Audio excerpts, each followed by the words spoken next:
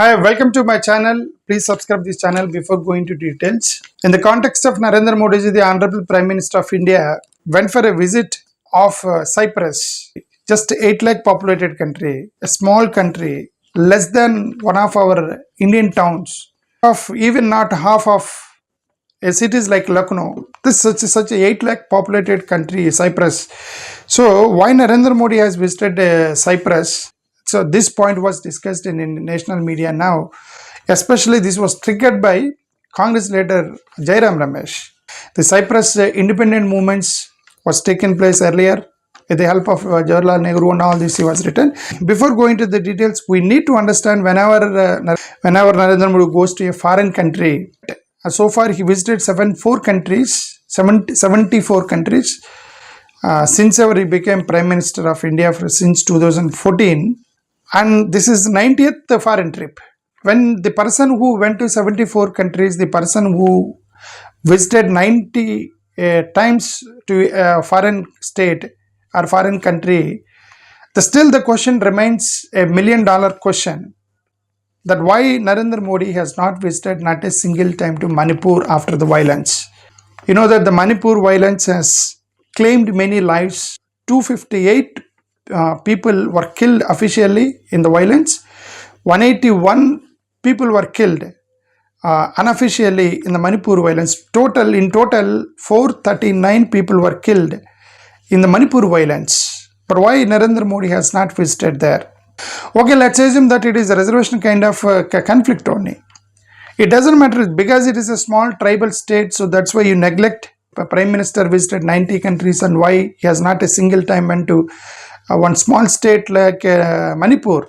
So 211 people were officially and unofficially were killed that belong to Kuki community. And there are 129 people were killed officially and unofficially who belong to Metis community. So the officials, 12 people were lost their life, like army people and all. And 1108 people were seriously injured, 60,000 people were injured, displaced, and 4,000 churches were collapsed or damaged or vandalized, and 132 temples were vandalized and damaged. So such a huge, this was happened in Manipur, and why Narendra Modi has never visited not a single time to Manipur is still remains a big question. And moreover, recently Air India flight crashed in Ahmedabad. And remember, Narendra Modi visited the site. 244 people lives. In Manipur, 432 people lost their life, but he did not visit a single time. This question always comes whenever he goes to foreign. Now, this is the time that let's look at a small argument that is argued by Congress party. Especially Jairam Ramesh posted a big post on his X account. Let's see the history. First ever visit of Narendra Modi in history, that Indian Cyprus amid Pak-Turkey tensions. Remember that it is amidst of Pakistan and Turkey tension. We have Pakistan and Turkey tension in the context of Pahalgam attacks, and we retaliated to Pakistan and we vandalized or destroyed 9 terrorist camps. And during that time, they have given counterattacks on India, and Turkey is the country who sent them drones. This is the allegation. It was allegation that came in the news. In this context, when Narendra Modi went to Cyprus and he gifted an Andhra-made bag to wife of the Cyprus President Nikos, Philippa Garcera, this bag was gifted to Philippa Garcera by Narendra Modi ji. The purse from Andhra Pradesh combines traditional metalwork with modern style. It is made using the repose technique and has identified floral designs inspired by temple and royal art. The purse contains a semi-precious stones at the center, adding a touch of elegance. Once used mainly for special occasions, this purse is now a stylish accessory or collector's item showing off India's rich craft tradition in a modern way. Prime Minister Narendra Modi also gifted a Kashmiri silk carpet to the President of Cyprus, Nikos Christodoulides. I don't know whether I correctly pronounced his name or not. It's Christodolites or something like that. Okay. So this is the news. So he gifted this bag that was made in Andhra. And Jairam Ramesh has posted on his X account that, see, Mr. Modi, this is not the first time that you are building the relationship with the Cyprus. And the Cyprus-Indo relationships has a great history. Look at the history. I think even our advisors don't know that about this history, but I am telling you, this is the history. That is what the version of Jairam Ramesh. So Jairam Ramesh has posted this. And what is that? I doubt Mr. Modi's advisors are even aware of it. Jairam Ramesh says, recalls India's historic role in Cyprus independence. A tree-lined avenue in Golf Links in Delhi was named after Archbishop Macarius III due to Indira Gandhi's gratitude to the former Cyprus High Commissioner. And he also referred Afro-Asian Bundling Conference in 1955 recalls India's historic role in Cyprus independence, how we helped them Cyprus independence. And during Narendra Modi government also, there was a controversy about Cyprus. That is nothing but Adani scam controversy. So there were serious allegations on Adani group that they have created a company called Amico Corp in Cyprus, and Vinod Adani is a Cyprus citizen. So keeping this in view, that there are allegations that the Cyprus and India relations were used for shell companies and Adani scam. In midst of all these allegations, there were few posts that came bringing it to your notice that few people posted. The Congress Kerala, they posted in their annex that why is Modi visiting Cyprus, a country with barely 9 lakh people are there, 8 to 9 lakh people are there. Why Modi is visiting such a small country?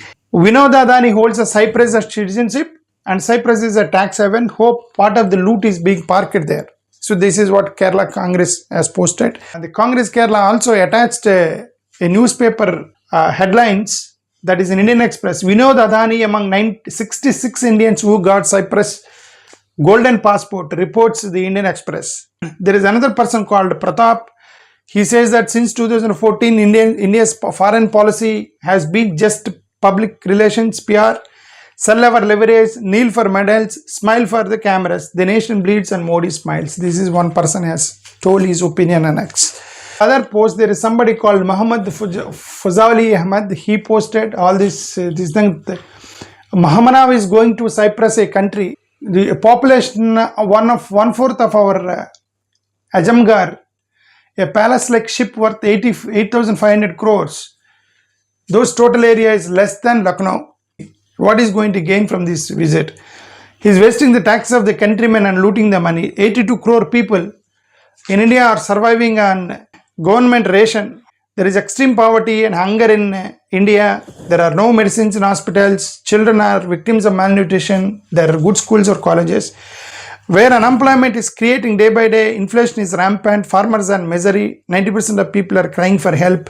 Where only Modi and company and a few elected capitalists are happy. So this is the post posted by Muhammad Fuzaili Ahmad. Jawahar Sarkar also posted on his X account, why is Modi visiting Cyprus for this world tourism record as 74th country are related to Cyprus new Liana fund that's put 420 million on Adani companies and Maritime scam. That's SEBI's investigation, or it is buddies shipping interests like Greece. He has posted. And referring to all these things, and Jairam Ramesh has posted this on his X account, that the Prime Minister is in Cyprus on his way to Canada, of course. The Prime Minister is in Cyprus on his way to Canada, of course. He would have us believe that it is a pure coincidence that a key figure in the Modani scam, he calls it as a Modani scam. Adani and Modi the Congress has given a name to this Adani scam as Modani scam. So they say that in the Modani scam has a Cypriot citizenship. The Cyprus-based fund new Liana has reportedly about 420 millions in Adani companies. The ultimate beneficial owner of these funds are linked to Amicorp, which is believed to have set up at least 7 Adani promoter entities, 17 offshore shell companies linked to Mr. Vinod Adani, 3 Mauritius-based offshore investors in Adani Group stock. All these transactions are part of the ongoing SEBI investigations, which have been hampered by lack of sharing financial information by these and another tax haven countries and lack of pressure by India, he said. So this is what posted by Jairam Ramesh. He also posted few things like he recalled that Cyprus gained independence from British rule on August 16, 1960. In the 1950s, India spearheaded the international campaign for the full decolonization of the island. So he posted all these photos of previous photos. Nehru with Archbishop, the first president of Cyprus. And he says the Nehru had in fact ensured the participation of the Cypriot leader and freedom fighter Archbishop Makarios. A historic Afro-Asian banding conference held in Indonesia in late April 1955. Makarios was the only European to attend that summit. Okay.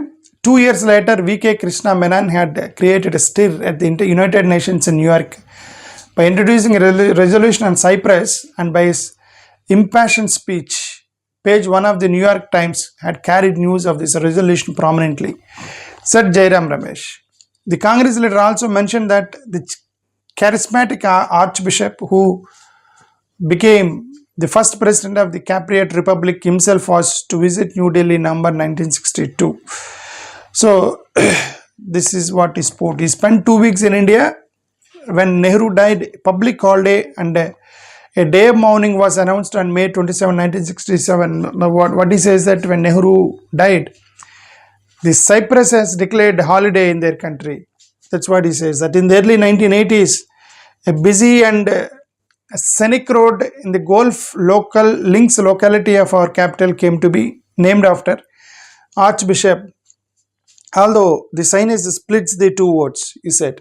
Jairam Ramesh also mentioned that the 3 distinguished Indian Army men, Lieutenant General P.S. Gyani, the leaders of General K.S. Temaya, and Lieutenant General Devan Premchand, headed the United Nations force in Cyprus between 1964 and 1974. Okay. Our Indian Army people fought on behalf of the Cyprus, it seems, 1964 and 1974. 2 scholars have just written a fine piece on the UNIFICIP that also brings out India's key role in the emergence of the Republic of Cyprus. I doubt that Mr. Modi's advisors are even aware of it or not. That's what Jairam Ramesh has added.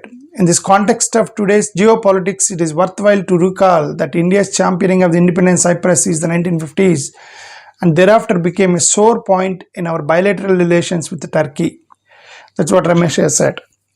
In a significant diplomatic outreach, so all these things he has written in the context that now in a significant diplomatic research, there was the BJP is making a statement that this is the first time ever to develop India-Cyprus relationship, something like that. Okay, Prime Minister Narendra Modi arrived in Cyprus on Sunday morning, afternoon local time, marking the first ever visit by an Indian PM to the island nation.